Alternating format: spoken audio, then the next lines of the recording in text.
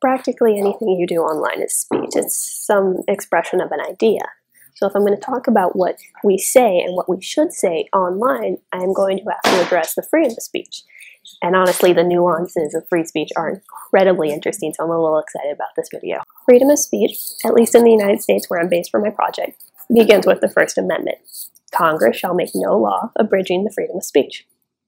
So legally speaking, the First Amendment only applies to the government.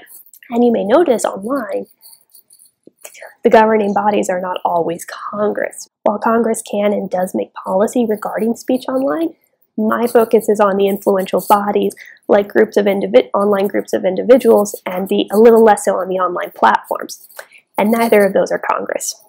So a significant portion of my project is exploring whether there are connections between these legal principles of free speech and our normative concepts of free speech. So as I said before, I'm drawing from the concept of the marketplace of ideas, that the competition between ideas is the best test of truth.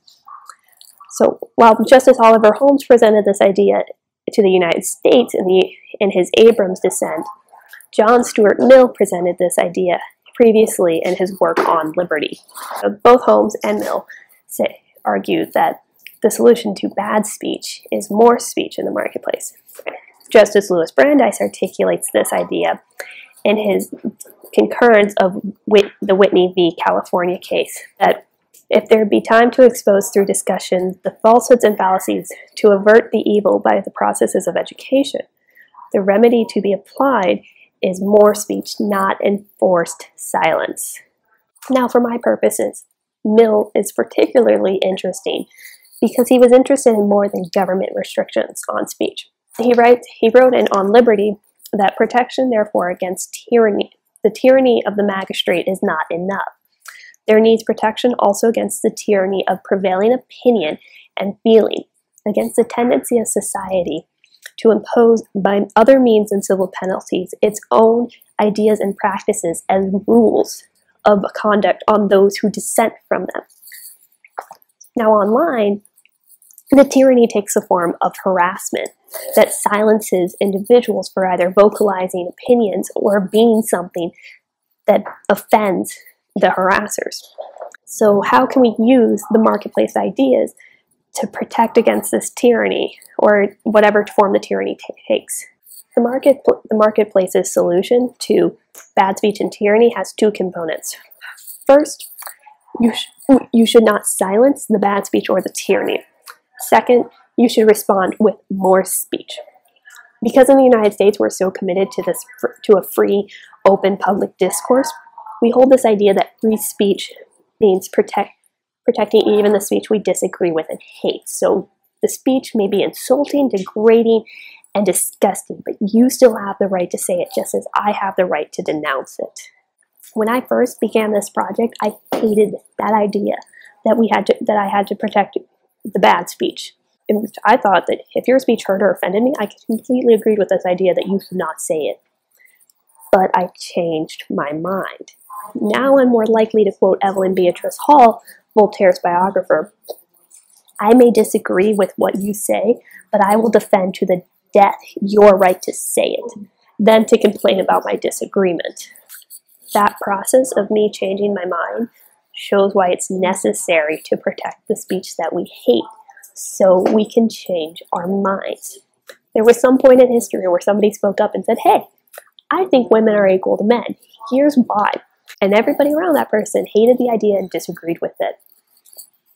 If they had silenced that idea because they disagreed with it, would we still have the 19th Amendment? Justice Holmes also wrote in his Abrams dissent that the Constitution, is an experiment, as all life is an experiment.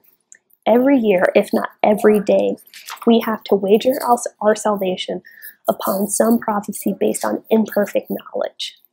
While that experiment is part of our solution, our system, I think we should be internally vigilant against attempts to check the expression of opinions that we loathe. Free speech protects our abilities to experiment with new ideas, to decide what is the best idea for us today, to decide what previously was the best idea now harms us. It protects the experiment. I want to end this video noting that free speech as a constitutional matter is not absolute. You do not have the right to say anything. There are certain kinds of speech that are not protected under the First Amendment. I'm pointing out these restrictions because, as a reminder that constitutionally free speech is not constitutionally, and I think should not be normatively absolute. These restrictions also provide a clear boundary for when something is illegal, which is helpful guidance when you're discussing the morality of certain expressions. The first restriction that I will mention comes from Justice Holmes, majority opinion, and Schneck v. United States. Holmes, yes, this is the same Holmes that wrote the Abrams dissent, created the clear and present danger test for protecting speech. So if speech presents a clear and present danger, like yelling fire in a crowded theater, that speech is not protected under the First Amendment. This is important because it does not protect true threats. Now, the court has not defined what a true threat is, but that lower courts must consider both the context and the intent of the threat. The second restriction is defamatory statements made with what Justice Brennan and New York Times v. Sullivan calls actual malice. So if you publicize speech that harms an individual's reputation with defamatory statements, with, quote, knowledge that they are false or in reckless disregard of their truth or falsity, that speech is not protected under the First Amendment. With this framework established, let's talk, let's debate, let's engage, but not silence each other.